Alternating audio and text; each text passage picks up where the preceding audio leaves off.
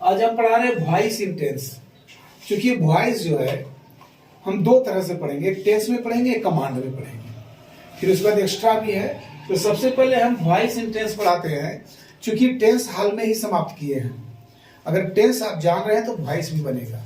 ऐसे टेंस बनाने में वॉइस का भी रिवीजन हो जाता है, टेंस का भी रिवीजन हो जाता है। ऐसे देखिए, हम एक एक टेंस करके पढ़ाएंगे। उसके पहले एक नियम बता देते हैं कि कोई भी टेंस का जो स्ट्रक्चर होता है, उसकी जो स्ट्रक्चर होता है वही होता है एक्टिव वॉइस, वही होता है एक्टिव वॉइस। और इसका हमको पैसिव वॉइस बनानी है, पैसिव वॉइस बनानी है। याद रखिएगा कि एक्टिव वॉइस कोई भी टेंस के अंदर लेते हैं तो टेंस जैसा स्ट्रक्चर होगा। पहले सब्जेक्ट होगा, एक हेल्पिंग वर्ब होगा, फिर मेन वर्ब होगा और ऑब्जेक्ट रहेगा। ये साधारण रूप से देते हैं। फिर इसके बाद हम पढ़ाएंगे कि एक्स्ट्रा वर्ड रहेगा तो क्या होगा, या डबल ऑब्जेक्ट रहेगा, या क्या रहने से अलग अलग नियम होगा। लेकिन टेंस का जो मेन रूल है, इतने ही सेंटेंस बनाने से हमारा मेन रूल बनता है। तो कोई भी टेंस रहे, चाहे जो भी रहे, जैसे माने सिंपल प्रेजेंट है तो उसमें ये हेल्पिंग वर्ब साइलेंट रहता है, एफर्मेटिव में डूड है, और सिंपल पास्ट में यहाँ डिड साइलेंट रहता है, यहाँ भी हो जाता है। इतने हैं। बाकी सब टेंस का 12 टेंस में 2 टेंस के सहायक क्रिया साइलेंट होते हैं। सिंपल प्रेजेंट टेंस का डूड है और सिंपल पास्ट का डिड। बाकी शामिल होगा। अगर हम प्रेजेंट कंटीन्यूअस लेंगे तो आई एम रीडिंग इंग्लिश, या present perfect I have taken T. इसी तरह का स्ट्रक्चर रहेगा। जब पैसिव वॉइस बनाएंगे तो ये ऑब्जेक्ट लास्ट वाला शुरू में आ जाएगा, फिर ये हेल्पिंग वर्ब आता है और मेन वर्ब। मेन वर्ब हमेशा थर्ड फॉर्म में रहता है। पैसिव वॉइस में मेन वर्ब हमेशा थर्ड फॉर्म में रहता है। फिर बाय लगने के बाद ये सब्जेक्ट यहां आ जाता है। एक चीज याद रखिएगा कि एक्टिव वॉइस में ये मेन वर्ब कोई भी रूप हो सकता है, क्योंकि अलग अलग टेंस में अलग अलग फॉर्म होता है वर्ब का। अगर सिंपल प्रेजेंट है तो V1 V5, अगर प्रेजेंट कंटीन्यूअस है तो V4, प्रेजेंट परफेक्ट है तो V3। तो ये अलग अलग हो सकता है। हो सकता है ये वर्ब का पहला फॉर्म हो, दूसरा हो, तीसरा हो, चौथा हो, पांचवा, कोई भी रूप हो सकता है ये वर्ब का। लेकिन यहाँ पैसिव वॉइस हमेशा वर्ब 3 होगा। पहली बात समझे।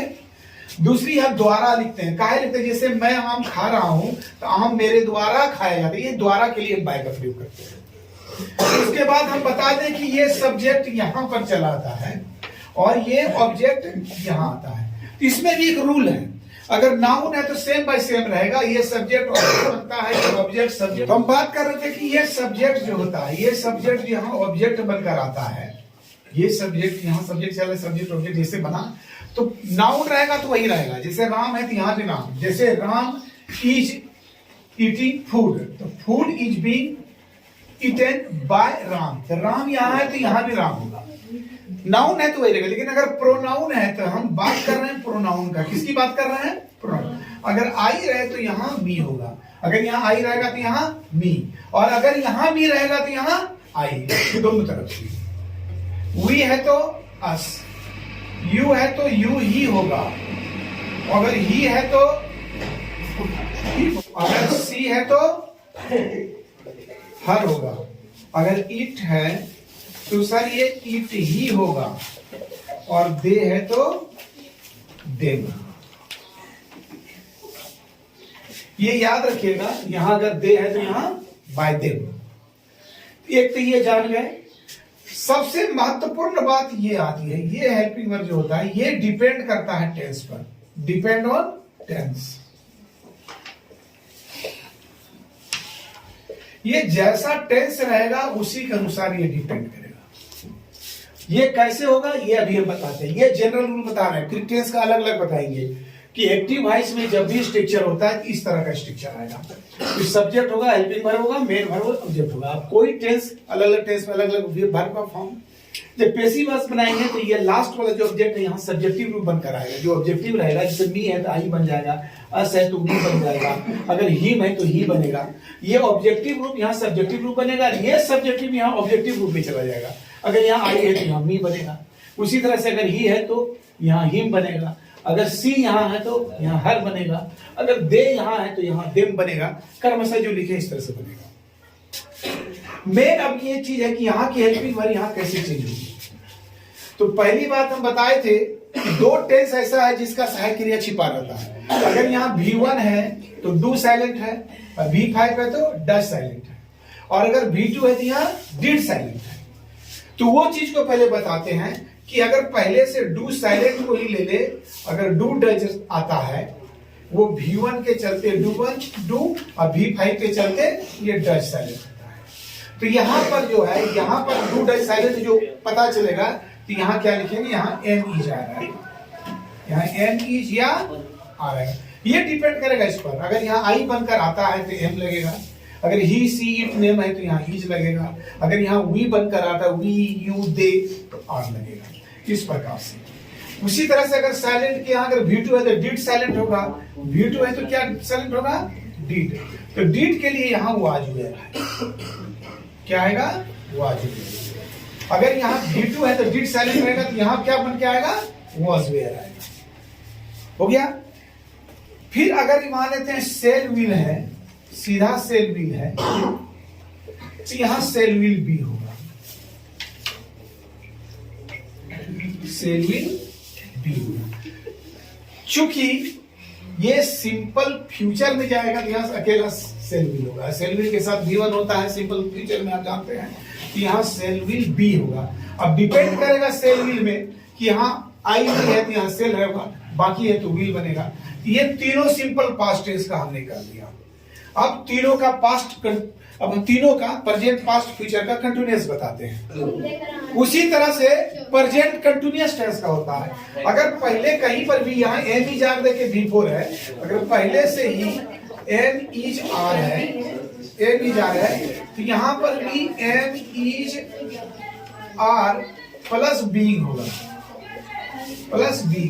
उसके बाद जैसे वर्ब 3 बाय देके आएगा ही, यानी एम इज आर रहे तो एम इज आर बीइंग बनेगा।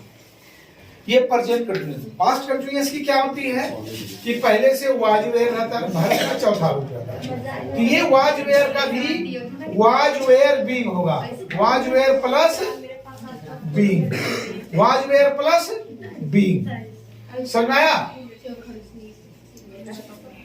जैसे यहाँ बीइंग है एम इज आर के साथ, वैसे वाज वेयर के साथ बीइंग हो गया है। बंद करो, बंद काटो डॉक्टर। एम इज आर रहे तो एम इज आर बीइंग और वाज वेयर रहे तो वाज वेयर बीइंग, यानी present continuous past. Future continuous tense का पैसिव वॉइस नहीं होता, इसलिए उसका स्ट्रक्चर नहीं लिख रहे हैं। अब चलिए हम प्रेजेंट में चलते हैं। प्रेजेंट का तीनों को प्रेजेंट परफेक्ट टेंस में, तो प्रेजेंट परफेक्ट में जब भी होता है एक्टिव वॉइस में हम लोग क्या लिखते हैं, हैज, हैव। ये तो वर्ब 3 होगा ही। पेसिव जब भी प्रेजेंट परफेक्ट लिखते हैं तो हैज हैव, देखिए यहां वर्ब 3 आता है, क्योंकि हर टेंस का अपना अपना स्ट्रक्चर है। लेकिन इसका अगर हम पेसिव वॉइस करेंगे तो ये हैज, हैव प्लस बीन लगता है। तीसरा रूप है प्रेजेंट का, तीसरा टेंस है। पास्ट का भी तीसरा रूप, फ्यूचर का भी तीसरा रूप, तीनों के तीसरा रूप में वर्ब का तीसरा रूप होता है एक्टिव वॉइस में भी। अब पैसिव वॉइस में तो वर्ब 3 होगा ही होगा, इसके बाद वर्ब 3 होगा ही होगा। यहाँ है हम सिर्फ हेल्पिंग वर्ब की बात कर रहे हैं। अगर हैज हैव है तो हैज हैव बीन होगा। वही पास्ट परफेक्ट में सिर्फ हैड रहता है, हैड देखिए वर्ब 3 होता है, लेकिन इसका जब होगा तो हैड बीन होगा। क्या होगा, हैड बीन। फिर वर्ब 3 तो होगा ही होगा। सिर्फ हेल्पिंग वर्ब की बात कर रहे हैं हम। ये हैज हैव के जगह हैज हैव बीन और हैड के बदले में हैड बीन। ये हुआ प्रेजेंट परफेक्ट, ये हुआ पास्ट परफेक्ट। और फ्यूचर परफेक्ट, फ्यूचर परफेक्ट में क्या होता है, सेल विल हैव,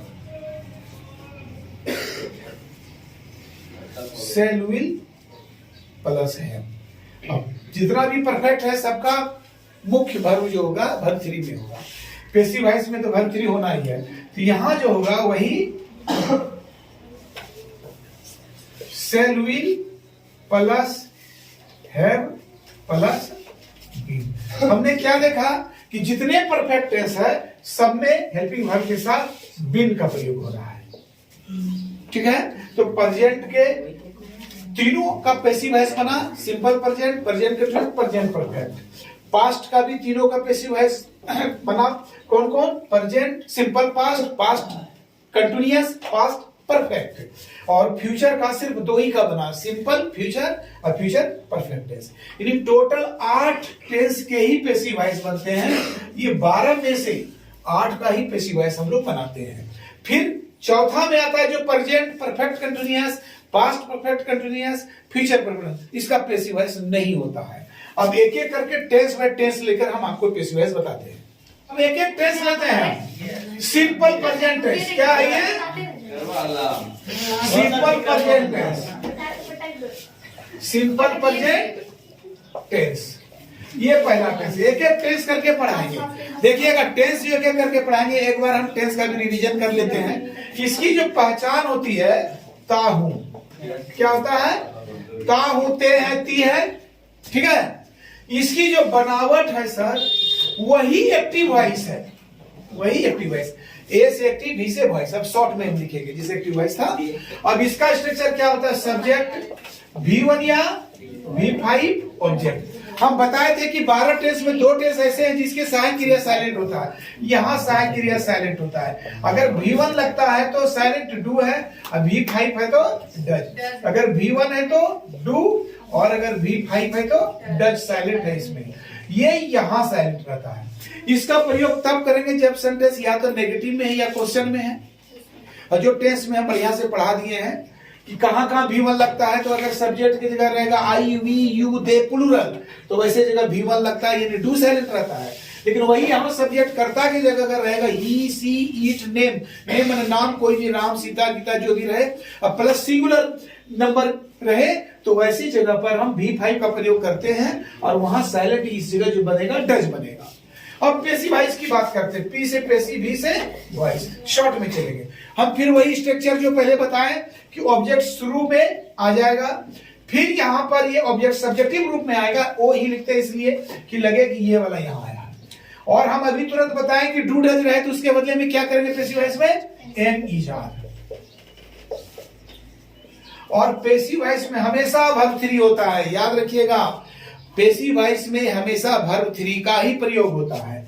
उसके बाद हम यहां प्रयोग करेंगे बाय और तब सब्जेक्ट। ये जनरल रूल है सर। अभी आगे चलेंगे तो बहुत ऐसा होगा जहां बाय के बाद सब्जेक्ट भी नहीं लगेगा, या बाय का अपवाद आता है, वो तो बाद वाली बात है। पहले हम जनरल टेंस का पढ़ा रहे हैं। तो ये इस तरह से अगर यहाँ स्ट्रक्चर है तो ये स्ट्रक्चर इस तरह का बनेगा। अब एक उदाहरण लेते हैं।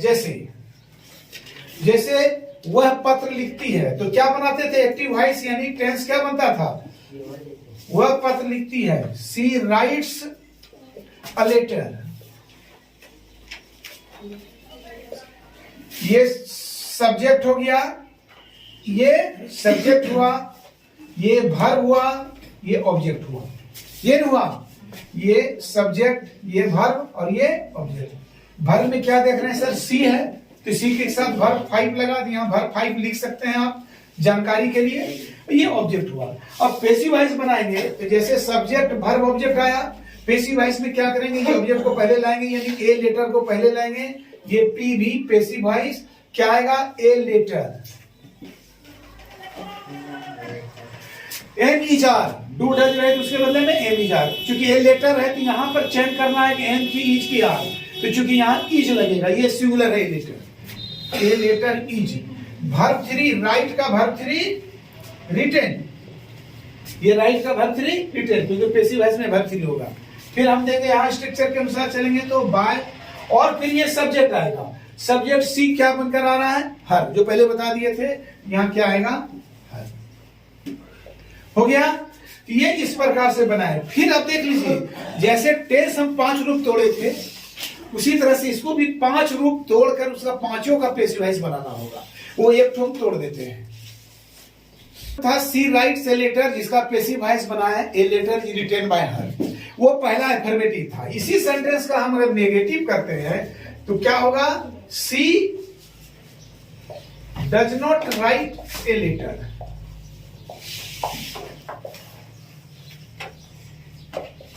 ये नेगेटिव हो गया। पैसिव वॉइस में भी वही होगा, a letter is not written by her, written by her। ये नेगेटिव में हो गई सर। ये नेगेटिव सेंटेंस होगा जहां के डज नॉट लगा, यहां इज नॉट लगा। इसी को हम तीसरा रूप कर तोड़ते थे, तो हेल्पिंग वर्ब क्वेश्चन कहा के तोड़ते थे, आपको टेंस में जो पढ़ाए थे। तो इसमें क्या होगा, एक्टिव वॉइस में होगा does C,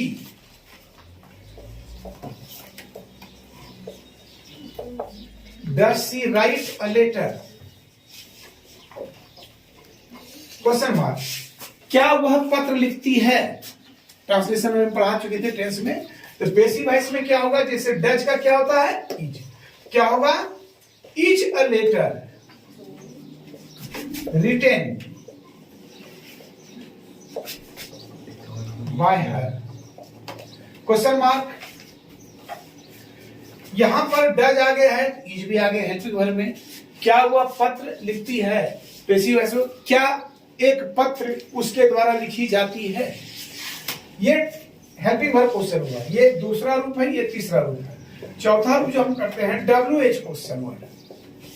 WH question sentence में क्या होता है कि इसका अगर पैसिव वॉइस बने, एक्टिव वॉइस होगा तो क्या होगा, व्हाट, क्या होगा, what does she write, what does she write, वह क्या लिखती है, वो क्या लिखती है। What does she write, a letter खत्म हो जाएगा क्योंकि व्हाट उसी की जगह क्वेश्चन हुआ है। इसकी जो पैसिव वॉइस होगी, अगर व्हाट है तो व्हाट ही होगा, डज के बदले में ये चेंज हो रहा है, आप देख रहे हैं। तो व्हाट इज रिटेन बाय हर, ये क्वेश्चन मार्क हो गया। और अगला होता है हु वाला क्वेश्चन, जो पांचवा रूप होता है, ये हु क्वेश्चन हम लोग कहते हैं इसको, क्योंकि हु के साथ डू डज नहीं आता, अगर हु में नोट नहीं लगा हुआ तो कहता है कौन पत्र लिखती है, हु राइट्स अ लेटर। ये हु के बदले में पैसिव वॉइस में हम लोग बाय हुम करते हैं, ये थोड़ा हट कर बनता है। By whom is a letter, is a letter retain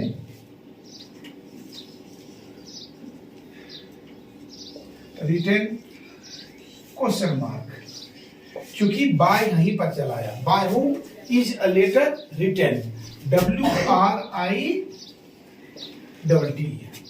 retain, स्पष्ट कर देते हैं। तो इस तरह से हम 5 रूप तोड़ेंगे सर, ये 5वां रूप हो गया।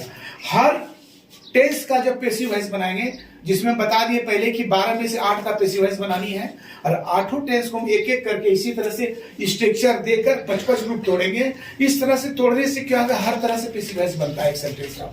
यहीं पर जैसे व्हाट है, व्हेन रहेगा, तो यहाँ भी व्हेन डज सी राइट, तो when is a letter, when does she write a letter देंगे तो when is a letter written by her.